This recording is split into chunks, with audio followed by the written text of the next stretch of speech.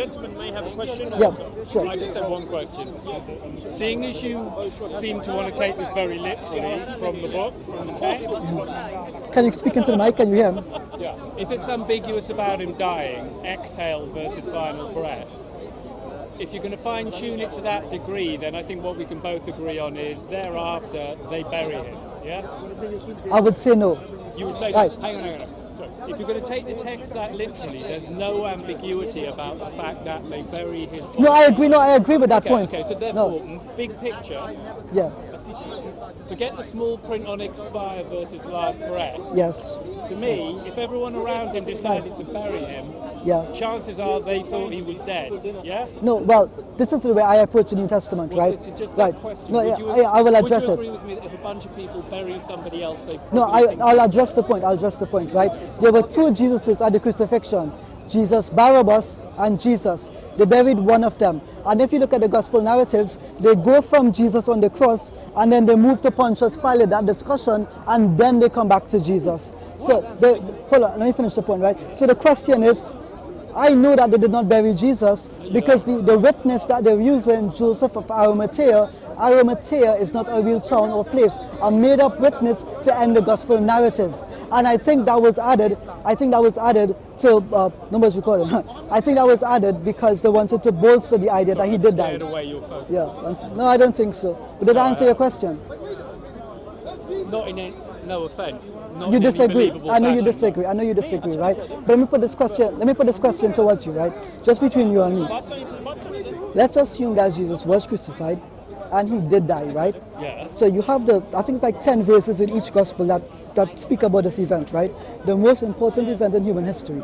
And I sat down and I asked myself a question. Why did they not use the words that they should have used? Why is the language so ambiguous? And it didn't make sense to me until you have to go back to New Testament textual criticism, right? And what they tell you is that at the end of most of the Gospels, the narratives that come afterwards, they think of what we call emendations. So different traditions circulated and then they coalesced into one main tradition. And I think that they had to mention that Jesus was bodily buried to refute the Gnostics, because the Gnostics, again, there was Gnosticism before Christianity, and then there was Gnostic Christianity. And if you read the Gospel of John, John chapter 1, many scholars will specifically say verse 1 to 14, specifically were written to refute the Gnostics by using the words he was in flesh.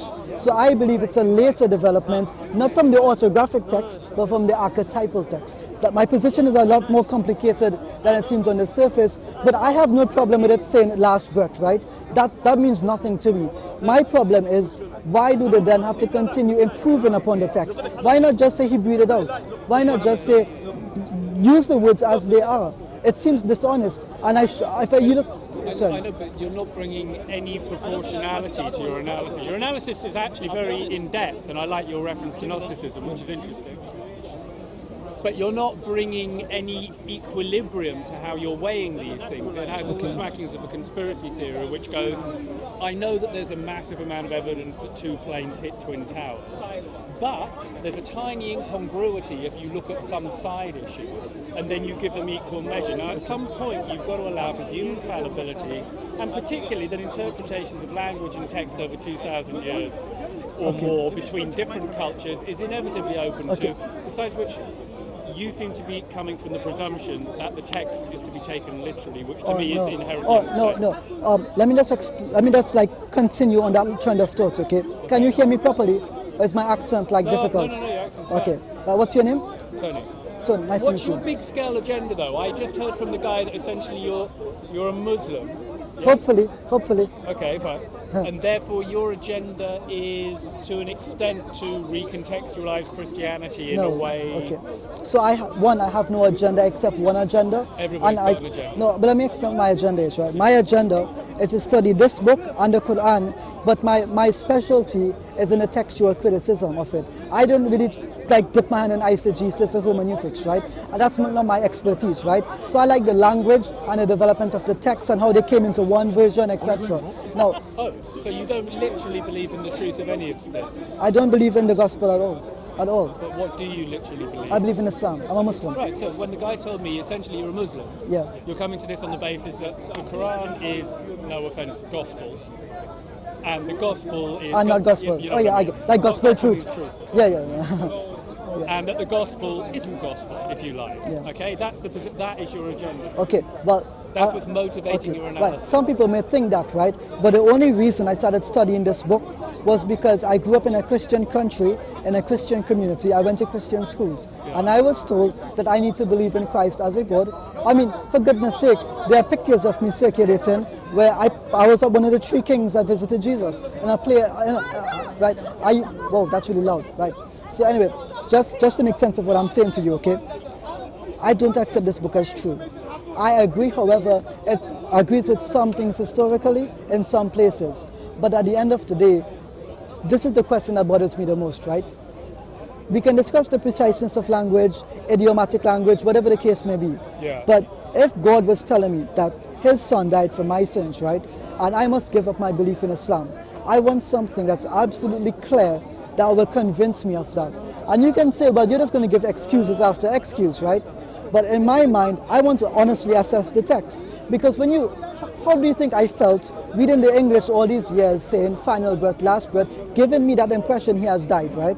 And then I go back and I read, they change the pronouns, they add the word last, they add the word final. I think if you're honest with yourself, Yeah. apart from linguistic tricks, Not I don't think it's tricks, you really it's have assessment. to bend over backwards to get the impression that Jesus didn't die. Oh no! According to the four okay. books No, on no, the no, cross, no. I didn't say that. If you listen, I said the 10 verses in each gospel that narrate the death. Christ on the cross. Yeah. I limited to those 10. I absolutely agree. The other verses afterwards says that he died. So I'm not taking it. But my position is that each gospel is a compositional work. Different traditions coming together to give an overall. Whereas you see the Quran as being dictated direct. Yeah, no, I believe that. Okay, you see. Okay, right. Yeah. Often this stuff is about stepping backwards and backwards and for backwards. perspective. Axiomically, you believe something that I think makes no sense. Yeah, I know. You've decided to go, my ground zero for believing things is what's written in this book is literally, absolutely, uncontrovertibly true, and I'll start from that position, yeah? Yeah. Now, to me, obviously, if you start from that position, you'll end up in a particular place. Okay. As far as I'm concerned, that's like looking at a molecule and failing to realise that it's made up of atoms. Yeah, It's like going, the basic constituent element of the debate is not the molecule, it's the atom. Okay, And you have to yeah. stand back and ask the question, on what basis am I realistically Right, so that's why. ascribing this text with the absolute stamp of approval of eternal truth beyond any question or interpretation? That is a massive metaphysical like I said, right, we have our worldviews, right? We all have worldviews and we all have biases, yeah? But when I look at the New Testament and I compare it with the Quran, I told you I specifically focus on the text and the development of the text. I got that, but you're not addressing my point. Yeah, I'm getting to the point. So let me give you context, right?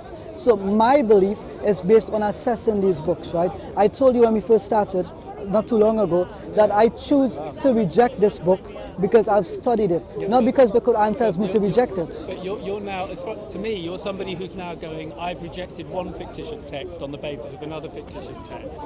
And I'm going, my problem is your assumption that these texts are literally true. So it's a completely circular argument. So then how would Are I... you interested in engaging in the deeper discussion, the preemptive axiomic discussion? Well, yeah, we can.